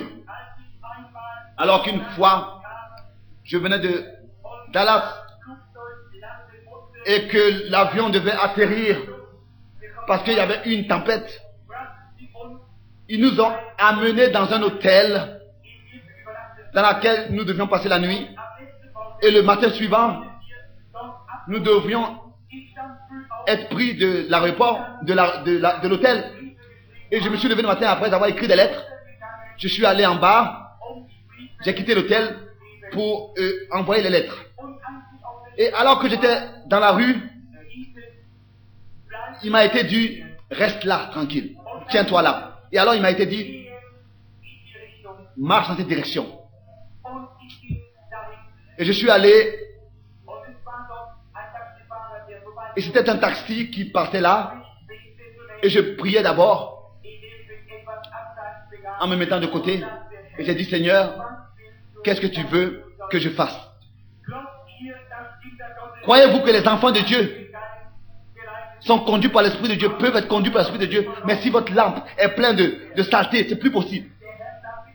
Le Seigneur a dit, va là, dans cette direction. Et je suis allé dans cette direction dès qu'il m'a dit. Et je suis arrivé de l'autre côté de la ville. Et le soleil était déjà haut. Et je me suis dit déjà mon avion est déjà parti de toutes les manières. Et j'ai tout de suite continué, j'ai commencé à marcher, continuer à marcher dans la direction qui m'avait été ordonnée et montrée. J'avais laissé mes valises à l'hôtel. Il y a quelque chose qui me disait à moi, continue à marcher, continue à marcher. Vous voyez, ça n'a pas d'importance. Comme cela semble être, si le Seigneur vous envoie et vous parle, faites-le. C'est comme ça aussi avec votre santé, bien sûr. Vous devez faire confiance à Dieu. Même si une guérison n'a pas lieu tout de suite. Mais par étape, faites confiance malgré tout au Seigneur. Je suis arrivé de l'autre côté de la ville de Menskis. Et là-bas, je suis arrivé dans un quartier d'Africains, d'Américains noirs. Et je lui ai dit, mais qu'est-ce qui se passe? Et il m'a toujours été dit dans mon cœur, continue à marcher. Et j'ai chanté ce cœur que vous, les pentecôtistes, vous chantez toujours. Ils étaient réunis d'un même accord dans la chambre haute et priaient en son nom. Et ils ont été baptisés d'esprit et de feu. Et l'esprit s'est répandu, s'est diffusé, ils ont reçu la puissance d'en haut. Ce qu'il a fait pour eux au commencement, il peut aussi le faire pour vous aujourd'hui. Je suis heureux d'appartenir à ceux-là. Que les gens ne puissent pas, que les gens puissent apprendre à être populaires et reconnus. Mais ce dont nous avons besoin, c'est de la puissance de l'esprit. Je suis heureux de pouvoir dire que je suis l'un d'eux qui a reçu la puissance d'en haut. J'ai chanté ce cœur. Et c'était un matin de printemps merveilleux. Quand vous arrivez là-bas dans cet endroit de Menskis, vous le savez. Et là-bas, il y avait une femme noire qui était assise devant sa porte. Et quand je me suis approché, elle a souri. Et elle versait des larmes de son front, des yeux sur son front. Et je lui ai dit, mais bonjour. Elle m'a dit, bonjour, prédicateur. Parsen, ça veut dire prédicateur. Au sud. Et je lui ai posé la question, mais comment est-ce que tu sais que je suis prédicateur? Et elle a dit, je sais que tu viens. Je savais que tu allais venir. Et je lui ai dit, mais Seigneur, est-ce que tu m'as envoyé ici, à cette hutte de cette femme? Et elle m'a dit, est-ce que tu as lu l'histoire de la Sunamite dans la Bible? J'ai dit oui. Elle a dit, j'étais une telle femme. Je ne recevais pas d'enfant. Et après être promu, j'ai promis au Seigneur que s'il m'accorde un enfant, je veux l'élever pour son honneur. Et le Seigneur m'a accordé un enfant en bonne santé. Et je l'ai éduqué. Et maintenant l'enfant est âgé. Et maintenant il est rentré dans des mauvaises compagnies. Et il a reçu une maladie qu'on ne peut pas guérir. Il s'est dévié marchant dans des mauvais chemins. Et elle disait, maintenant il est en train de mourir. Et elle a dit, la dernière nuit j'ai prié toute la nuit. Toute la nuit j'ai prié, j'ai dit, Seigneur, tu m'as accordé cet enfant, comme la Sunamite. Mais où est Élie? Et elle a dit à peu près vers 2 heures du matin, je me suis endormi dans la prière. Et le Seigneur m'a montré une vision nocturne, donc un songe. Et je t'ai vu habillé tel que tu es habillé maintenant, dans ton costume avec ton chapeau. Et depuis le matin, je me tiens là, je sais que tu allais venir. Depuis ce matin, je me tiens là, je me suis assis là devant la porte et je sais que tu vas venir. Ça, c'est la véritable Pentecôte. Et je lui ai dit, mon nom est Branham. Tu as déjà entendu parler de moi? Elle a dit non, jamais.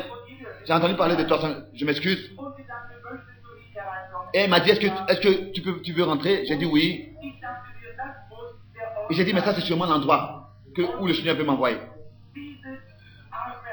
Et cette maison que j'ai trouvée là, pauvre, avec une chaîne devant la porte.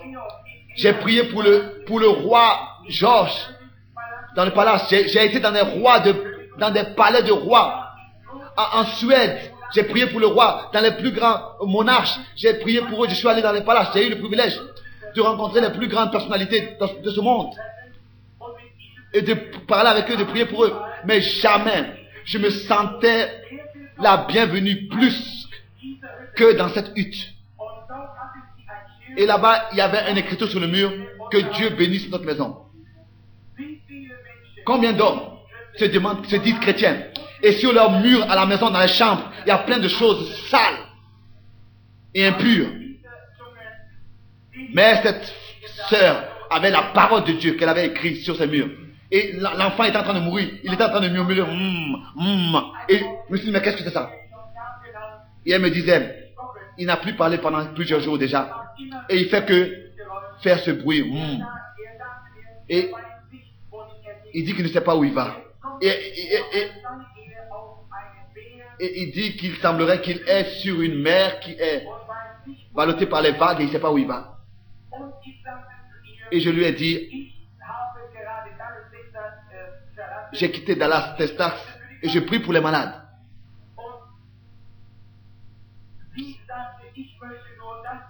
Et elle m'a dit, je voudrais seulement que tu pries pour lui, pour qu'il soit guéri, et ensuite qu'il puisse aller dans la gloire auprès du Seigneur.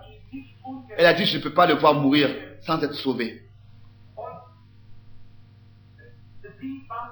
Et elle était prête, alors s'il était sauvé, à le laisser partir en paix.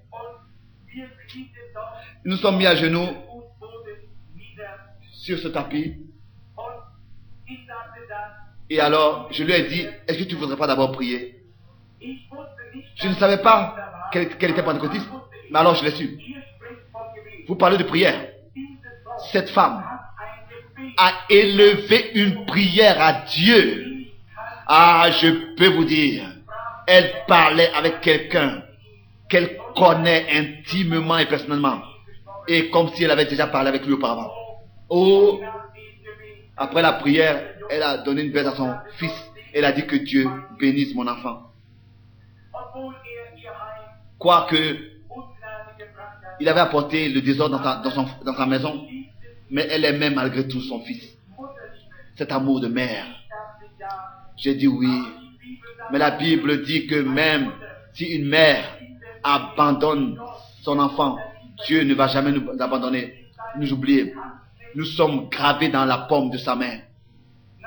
Bien sûr, son amour en face de nous est grand. Oh, que nous puissions si nous pouvions nous préparer à rencontrer le Seigneur. Nous voulons prier, demeurer dans la prière jusqu'à ce que nous soyons prêts. Et il a dit, oh maman, il fait sombre ici.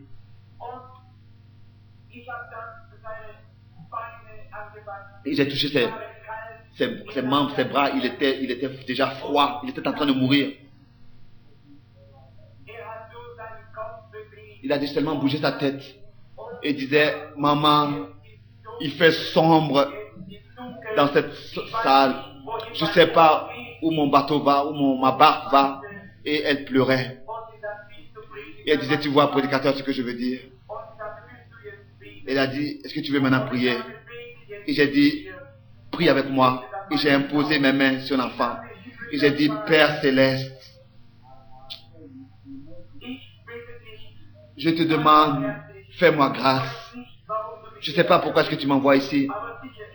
Mais sûrement que c'est l'endroit où je dois venir. Je ne serais pas venu si moi tu ne m'avais pas conduit ici. Tu sais ce que tu fais. Je prie, Père, si c'est ta volonté,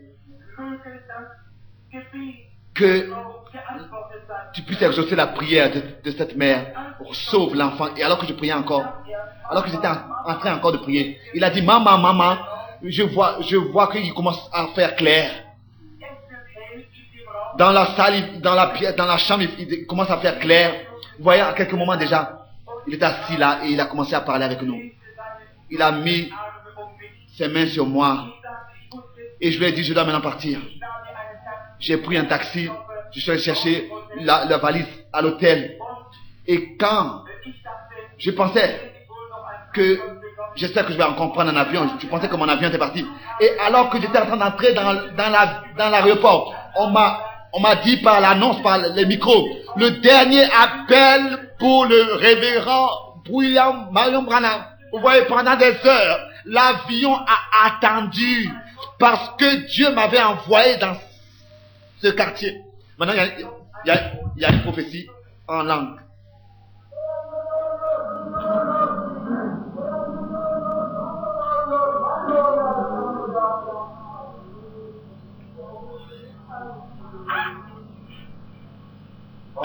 Un message en langue. Appelle, Dieu appelle. Vous voyez, je parle aux hommes, mais ils ne veulent pas écouter. Le Seigneur a dit, le temps est court, je reviens bientôt. Préparez-vous. Je suis devant la porte. Préparez-vous à me rencontrer. J'appelle.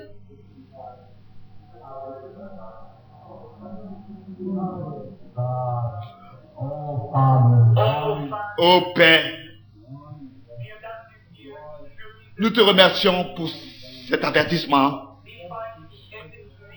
Je sais que ce n'est pas pour rien que les hommes puissent reconnaître et qu'ils puissent purifier leur lampe. Car les vierges folles sont en train maintenant de chercher l'huile. Et ton esprit vient et vient de confirmer ce message. Oh, que les hommes puissent accepter l'avertissement de Dieu et préparer leur lampe pour aller à la rencontre de l'époux. Accorde le Seigneur. Oh, comme c'est merveilleux. Avez-vous vu? Vous voyez? Vous pentecôtistes, vous avez des problèmes avec le discernement des dons. Vous regardez comment c'est merveilleux avec l'exercice des dons. Regardez, même le parler de langue et l'interprétation est le même ton et la même voix.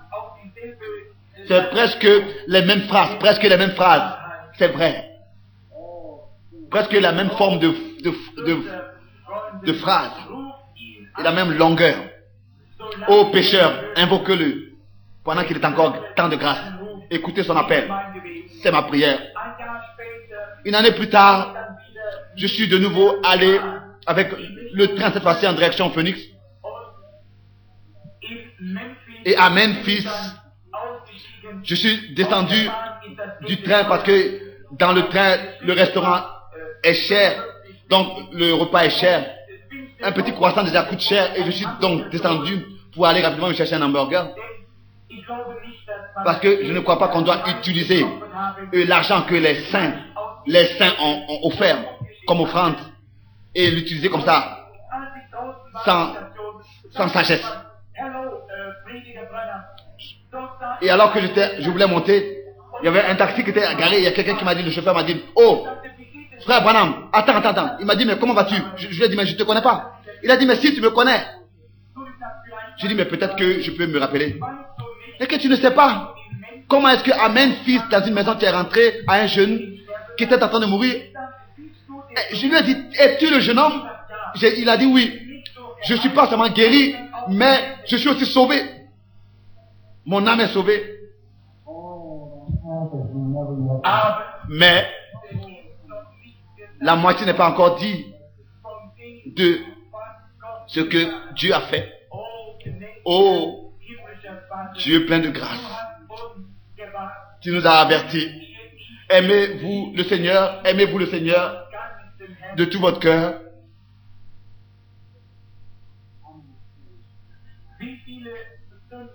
Combien de péchés sont ici?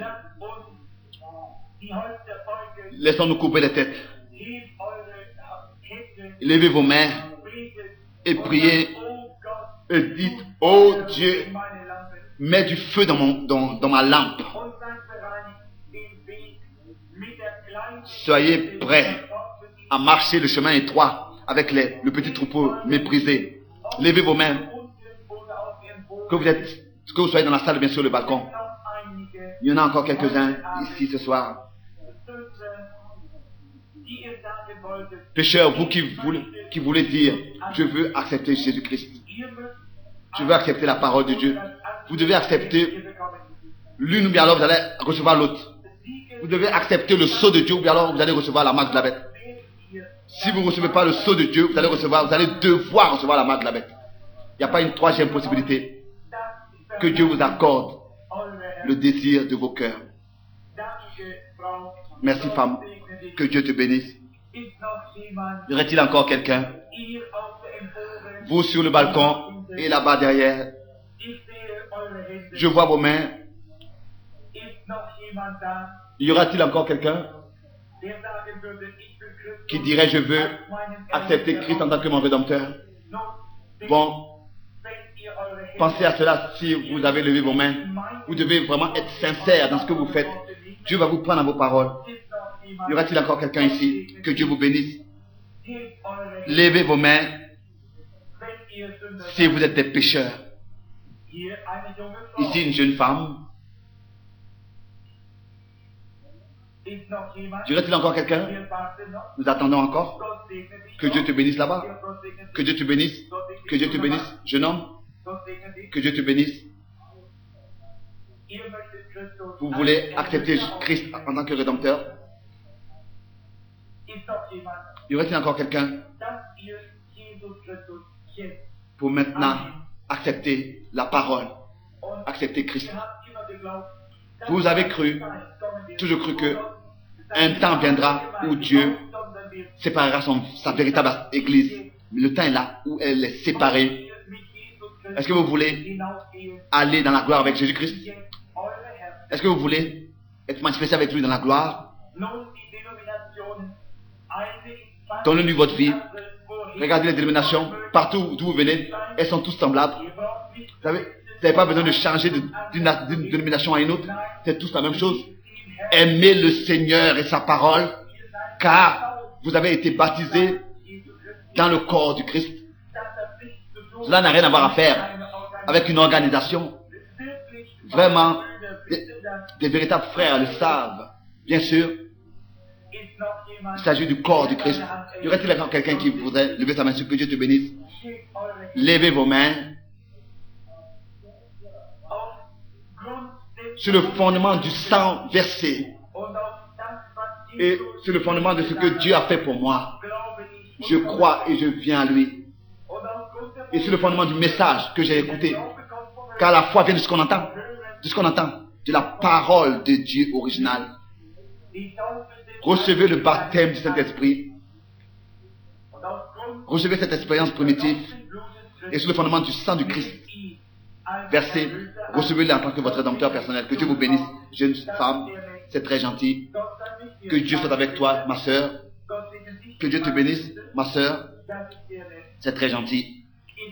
Y aurait-il encore quelqu'un, peut-être là-bas? Que Dieu te bénisse, mon frère. Vous voyez, il y a une différence entre la mort et la vie. Si cela aujourd'hui serait votre dernière réunion, votre dernier soir, et que vos cœurs arrêteraient de battre, et que vous vous couchez sur votre lit et que votre cœur s'arrête, et que ce ne serait pas merveilleux si déjà vous saviez que vous êtes dans le Seigneur, comme c'est beau, comme c'est doux, comme c'est merveilleux. Alors, d'avoir cette certitude de son salut. Oui, vous savez que vos mains sont levées, et vous savez qu'un jour, vous pourriez aller vous irez dans la gloire. Vous aurez la grâce d'aller dans la gloire. Alors ça n'a pas d'importance. Quand est-ce que cela aura lieu? L'important c'est d'être sauvé, d'avoir reçu le salut. Bien-aimés sœurs et bien-aimés frères, qui voudra encore lever la main? Bien sûr, ici, là-bas, frère Anchin, le frère qui a préparé les réunions. Je ne suis pas en train de faire de la publicité pour quelqu'un ou bien pour une certaine assemblée, non. J'aime les frères, mais je vous aime aussi chacun individuellement. J'avais reçu une vision. J'espère que j'aurai la possibilité de la raconter plus tard. J'étais dans la gloire et j'ai vu des hommes là-bas en grand nombre et j'ai vu une jeune fille, une jeune sœur qui disait mon bien-aimé frère. Et la voix m'a dit, elle avait plus de 90 ans alors que tu l'avais conduit au Seigneur. Et là-bas elle était jeune. Elle avait plus de 90 ans. Et là-bas dans la gloire elle était jeune. Est-ce que vous ne voulez pas venir au Seigneur? Bien sûr. Si Dieu m'accorde la grâce de faire pour lui ce qui est selon sa volonté. Peut-être qu'il y a ici des assemblées, des membres d'assemblées qui confessent être chrétiens, mais ils savent dans leur cœur profondément qu'ils ont besoin plus encore de la vie et de la nature du Seigneur et de tout ce qu'il peut donner. Que Dieu vous bénisse partout, partout que Dieu vous bénisse. Et qu'il y aura encore quelqu'un, vous voulez reconnaître Christ. Je ne peux pas dire quelque chose de mauvais, de négatif contre qui que ce soit. Allez dans les assemblées, mais je voudrais que vous recevez le sceau de Dieu, car la Bible nous dit clairement qu'il y aura seulement 2 classes d'hommes. Il y a 2 classes d'hommes qui sont là. Les uns ont la marque de la botte et les autres ont le sceau de Dieu. Il y a 2 classes de personnes. tel que déjà cela a commencé dans le jardin d'Éden. Que Dieu te bénisse, femme. Nous prions, Père Céleste. Il y a beaucoup de mains qui se sont levées ce soir. Ils sont en train de pleurer devant toi. Ils ont levé leurs mains. Ils sont des membres de l'Église, mais pas encore scellés du Saint-Esprit. Seigneur, je leur ai lu les Écritures. Tu as dit dans ta parole, celui qui écoute ma parole et qui croit à celui qui m'a envoyé, il reçoit la vie éternelle. Ça, c'est ce que tu as dit, Père. Et tu fais ce que tu dis. Ces hommes ont entendu la parole et ont cru. Bon, maintenant, ils sont passés de la mort à la vie et ont reçu la vie éternelle et ne viendront pas au jugement. Bien sûr. Seigneur, tu l'as dit. Et je revendique ces âmes devant toi et je te les apporte. Je te les apporte. Satan doit ôter sa main de leur vie. Je te les apporte à toi, au Seigneur Jésus-Christ, en tant qu'un triomphe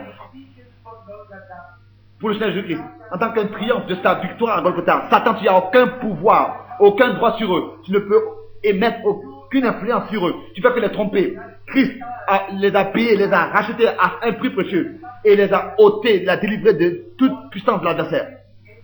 Tu es désarmé. Ils sont enfants de Dieu. Père, tu as dit, celui qui vient à moi, je ne le rejetterai pas. Ça, c'est vrai. Tu as dit que tu leur accordes la vie éternelle et que tu les ressusciteras au dernier jour. Tu le feras. Père, je te prie, remplis-les de ton Saint-Esprit. Remplis-les du Saint-Esprit.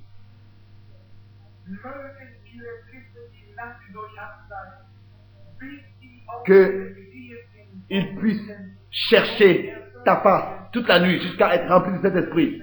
Qu'ils puissent prendre la Bible et la lire.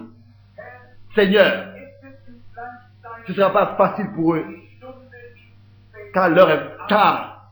Mais je te prie pour eux qu'ils puissent te reconnaître et la puissance de ta résurrection. Tous ceux qui ont levé leurs mains, je te remercie pour eux. Ils étaient seulement des membres d'une assemblée, mais maintenant ils t'appartiennent.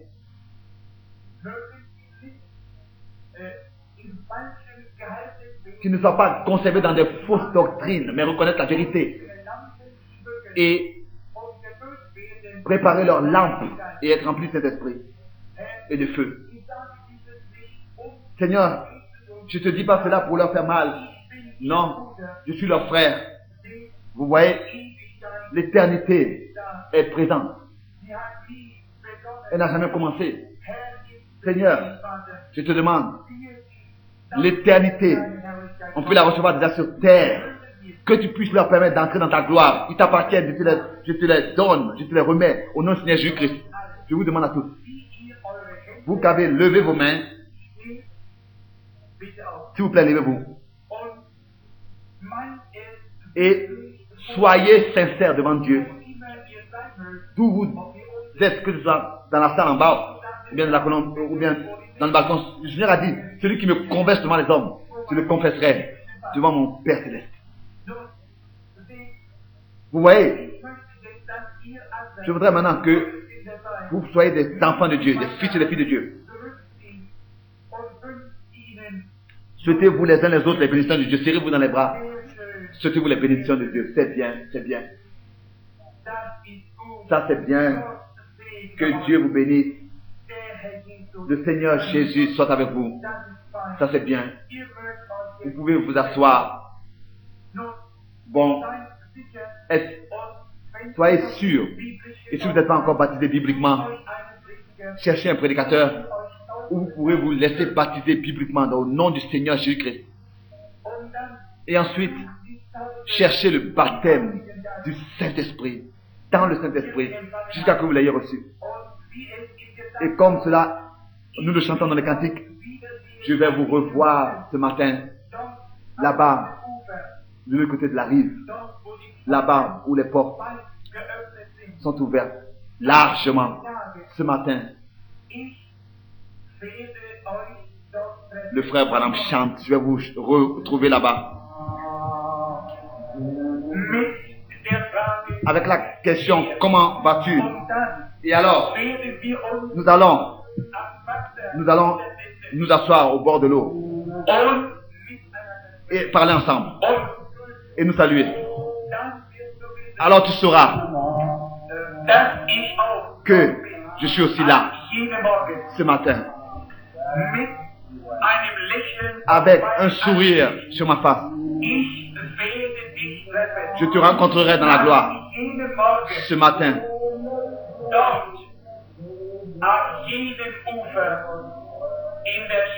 De l'autre côté de la rive, dans la ville bâtie en or, oh Dieu et Père, ils t'appartiennent, tel-les, agrée-les dans ton royaume.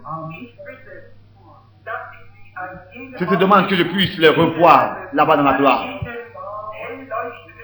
Là-bas dans la gloire. Là-bas où il n'y a plus de douleur et de larmes. Où toute cette vie difficile sera passée. Ils t'appartiennent. Je te demande que tu puisses les conserver dans ta grâce.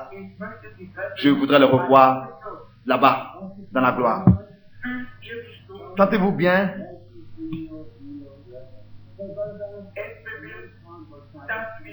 Cela fait en sorte que vraiment nous nous sentons bien dans la présence du Seigneur. Je vais demander au Seigneur de faire quelque chose pour moi. J'ai le droit de le faire. Vous, amis pécheurs qui êtes venus au Seigneur, je crois que vous avez trouvé le bon plaisir de Dieu. Combien sont malades? Levez vos mains. D'accord, c'est en ordre. Je vais maintenant tourner mon dos à l'assemblée pour vous montrer que nous vivons dans les derniers temps. Comme le Seigneur a dit, comme c'était du temps de Sodome. Combien savent que du temps d'Abraham, l'ange de l'Éternel est descendu et qui avait mangé avec lui et bu avec lui? C'était Dieu dans une chair humaine avant que Sodome et Gomorrhe soient brûlés par le feu. Et Jésus-Christ a dit que tel que c'était du temps de Sodome et Gomorrhe, c'est ainsi que ce sera dans les jours quand le Fils de l'homme va se manifester. Il n'y a pas quelqu'un que je connais ici. Il y a quelqu'un, je crois, que je te connais. Tu es le frère du frère Norman. Et encore le frère Schmidt que je connais et le frère Tim. Et la sœur Abshar. Mais les autres me sont inconnus. Comme j'aime le frère Abshar. J'avais vu autrefois en vision comment est-ce que il était tombé de la voiture. J'avais jamais entendu parler de lui de ma vie. Et comment est-ce que Dieu a conduit les choses de manière merveilleuse, a révélé ces choses à l'avance. Et il voulait même, en tant que président, être candidat pour la présidentielle. Mais parce que il avait pris sa position contre le Busky et ce qui est faux, on n'a pas pris comme président. Et il était pendant toutes ces années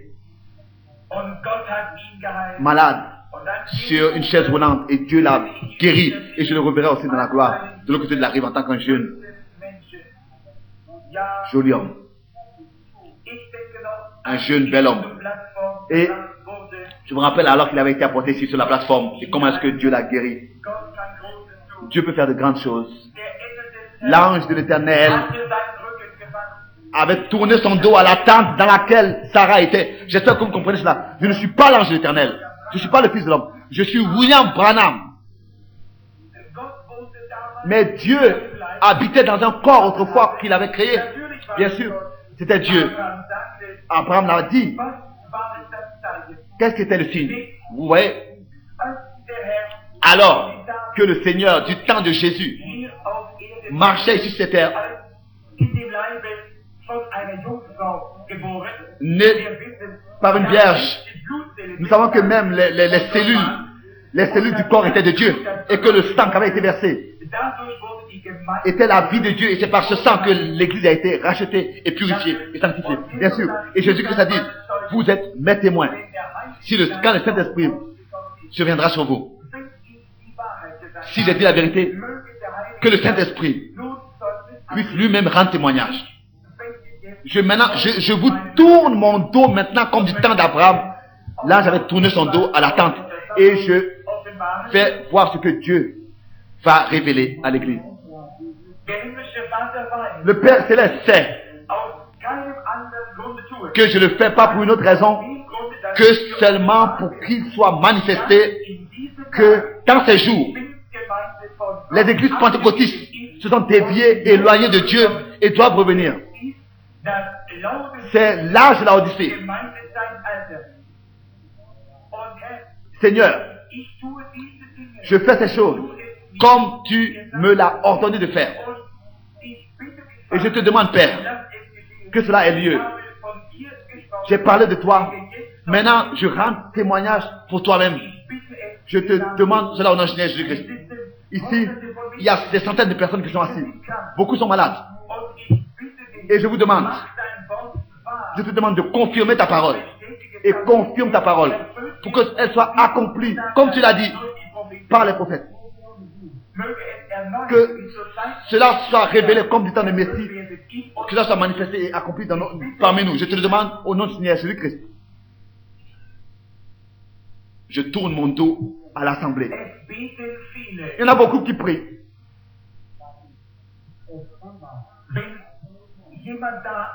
Si quelqu'un est présent, comme la femme autrefois, qui avait touché le bord de son vêtement, oui, devant moi, je vois une vision. Il y a une femme.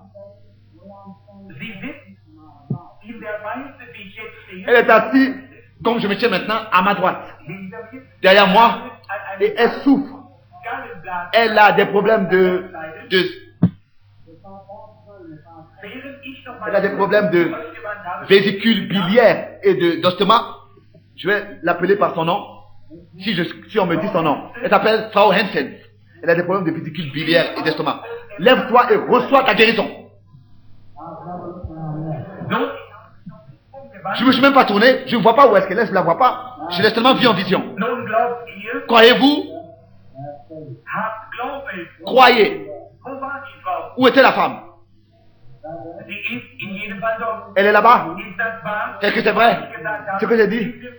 Sommes-nous étrangers l'un de l'autre? Lève ta main si t'es vrai. Merci. Vous voyez? Le même ange de l'Éternel qui autrefois avait donné à Abraham un signe alors que le temps était arrivé où Sodome et Gomorrhe devait être brûlé, le même ange éternel est présent. En tant que fils de l'homme, je veux maintenant me consacrer au Seigneur. Je vois ici le Seigneur, qu'il est à côté de quelqu'un d'autre. J'espère que Dieu le permet.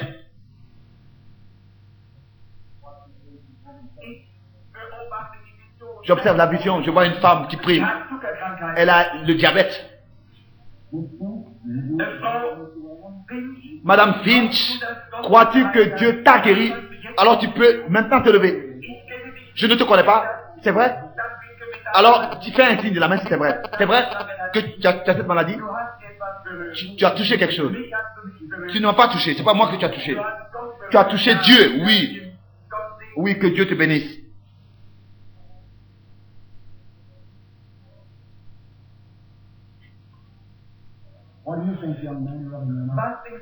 Qu'est-ce que tu penses, jeune homme, toi qui es en train de suer ton nez? Tu crois à Dieu, toi aussi, oui. Si Dieu me décrit selon ce que sont tes problèmes, est-ce que tu croiras? Crois-tu? Pardon, tu me crois. Tu crois que je suis le prophète de Dieu. Pardon, si je dis cela. Tu es très nerveux. Tu ne peux même pas te contenir. C'est vrai. Fais un signe de la main. Crois-tu que ce que je dis va s'accomplir? Alors tu m'obéiras en tant que son serviteur, en tant que son prophète. Je t'enlève cette colère et cette nervosité. Que cela ne t'arrive plus. Repars libre au nom du Seigneur. Est-ce que le Seigneur Jésus-Christ n'a pas dit, si tu dis à la montagne de te déplacer, elle se déplacera si tu crois de ton cœur, elle ne te doute pas. Et que tu ne doutes pas. Et si tu crois que ce que tu dis s'accomplit, cela s'accomplira. L'homme qui est assis là-bas et qui regarde le Seigneur, il voudrait que je lui impose les mains. C'est vrai.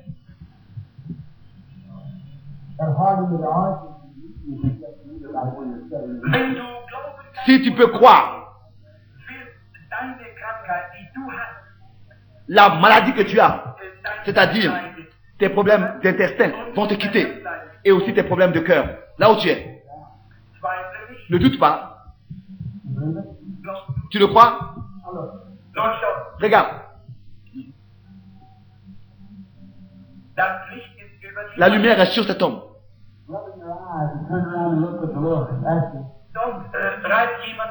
Là-bas, il y a quelqu'un qui se frotte les yeux.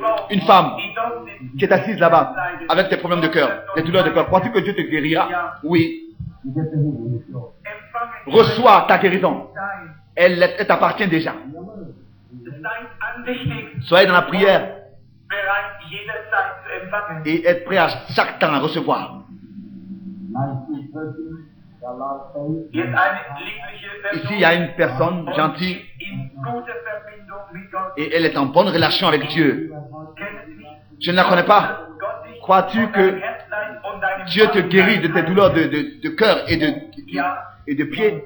Oui. Tu as une fille, elle n'est pas encore sauvée, tu pries pour elle. Tu n'es pas d'ici. Tu es d'Hollywood. Madame Pierre, crois-tu cela? Crois-tu? Qu'est-ce que c'est, ami? Est-ce que ces choses sont vraies, femme? Alors fais un signe de la main. Oui, je n'ai jamais de ma vie vu la femme. Elle pleure. Oui, je sais. Nous devons maintenant arriver à la fin. Amis, laissez-moi vous dire, je vous ai dit la vérité et Dieu l'a confirmé. La même onction qui prêche la parole est là, qui était avec le Seigneur. La même onction est ici pour confirmer que le Seigneur est présent et que c'est sa parole. La même onction qui prêche la parole, la même onction est encore ici. Combien veut recevoir son esprit? Levez-vous, laissez-moi voir vos mains. Pourquoi est-ce que vous ne recevez pas maintenant? Maintenant, vous pouvez recevoir l'Esprit de Dieu. Levez-vous tous. Nous voulons tous lever nos mains et prier Dieu. Père Céleste, nous prions. Toi, le Dieu de la gloire, toi qui as fait de grandes choses et de grandes œuvres, remplis-nous maintenant et envoie le vent tumultueux, l'effusion de l'esprit, que tu puisses et imposer les mains à chacun et soyez guéris tous et recevez le Saint-Esprit. Je prie pour vous au nom du Seigneur Jésus-Christ. Priez les uns pour les autres, car Dieu a confirmé sa parole et vous a accordé déjà selon ce que vous priez.